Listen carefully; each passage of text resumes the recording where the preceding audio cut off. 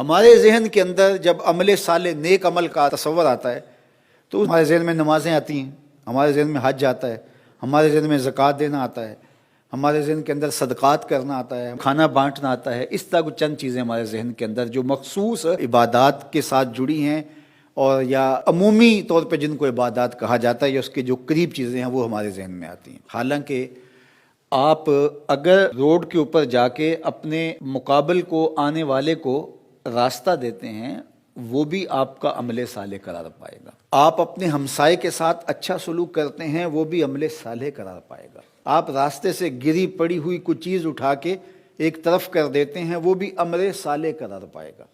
آپ کسی کو مسکرا کے ملتے ہیں وہ بھی عمل صالح قرار پائے گا۔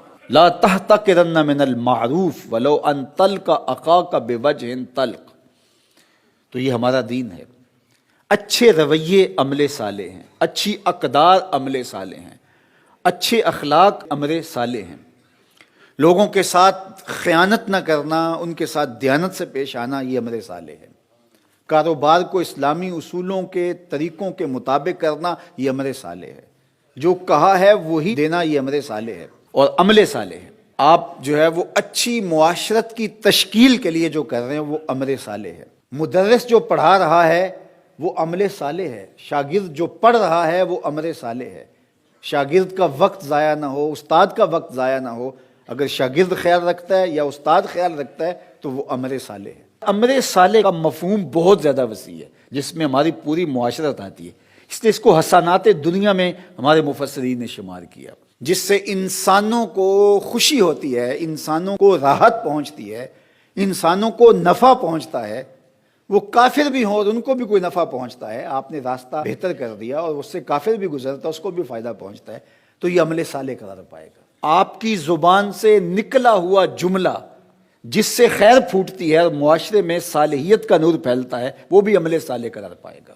آپ اپنی گاڑی کو صحیح کرواتے ہیں اور اس کا دھواں ماحول کے اندر آلودگی کا سبب نہیں بنتا تو وہ عمل صالح کے زمرے میں آئے گا۔ اور اگر آپ کی گاڑی کے دھوئیں سے ماحول میں آلودگی پھیلتی ہے تو وہ عمل بد کے زمرے میں آئے گا۔ اور ہم سمجھتے ہیں یہ تو کوئی بری بات ہے ہی نہیں۔ راستے میں اگر کوئی آپ چھلکا پھینک دیتے ہیں اور اس سے کوئی بندہ نہیں بھی پھسلتا، کسی کا اتفاقاً پاؤں نہیں بھی آتا ہے، لیکن وہ عمل بد کہلائے گا۔ اور اگر راستے میں گری ہوئی کوئی چیز اٹھا کے آپ ایک طرف کر دیتے ہیں تو وہ عمل صالح قرار پائے گا۔ آپ بیٹھتے ہوئے خیال کرتے ہیں کسی کا تو وہ عمل صالح قرار پائے۔ ہمارے دین کی تعلیمات دیکھیے، لہسن اور پیاز کھا کے مسجد میں آنے سے منع کیا گیا ہے۔ کیوں؟ کہ لہسن اور پیاز کھانے کے بعد ایک خاص قسم کی سمیل منہ میں پیدا ہو جاتی ہے اور آپ جب مسجد میں آئیں گے تو نمازی کو وہ تکلیف ہوگی۔ تو ہمارے دین نے اس تکلیف سے اس کو بچانے کے لیے اس امر سے منع کر دیا۔ تو کوئی سگریٹ نوشی کرے اور وہ دوسرے کو تکلیف پہنچے جو سگریٹ نوشی نہیں کرتا ہے تو یہ کس طرح جائز ہوگا؟ اعلیٰ حضرت امام اہل محبت علیہ رحمہ، اس زمانے کے اندر یہ بجلی تو نہیں ہوا کرتی تھی تو مسجدوں کے اندر دیے جلائے جاتے تھے۔ پرانے لوگ جانتے ہوں گے سرسوں کا تیل ڈالا جاتا تھا، یہ مٹی کا تیل ان دیوں میں نہیں ڈالا جاتا چونکہ یہ بدبودار ہوتا ہے، مسجد میں جلائے جاتے تھے۔ اعلیٰ حضرت دیے کو جب جلانے کے لیے دیا سلائی کو روشن کرتے تو اس دیے کو مسجد سے باہر لے جاتے اور وہاں دیا سلائی سے اس کو جلاتے اور پھر مسجد میں لا کے رکھتے۔ کسی نے کہا کہ حضرت یہ کیا؟ فرمایا یہ جو دیا سلائی ہے گندھک ہے اس کے مسالے کے اندر، اور جب اس کو جلایا جاتا ہے تو ہلکی سی بدبو پیدا ہوتی ہے۔